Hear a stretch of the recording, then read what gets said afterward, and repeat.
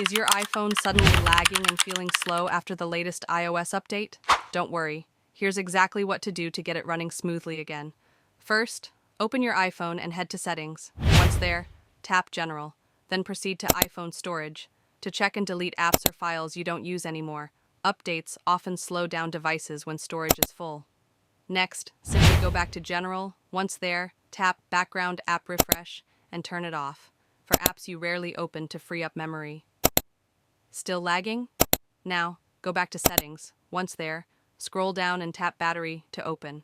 Then tap Battery Health and Charging and check if your battery performance is reduced. Poor battery health can cause lag. Finally, restart your iPhone or perform a soft reset to clear system cache.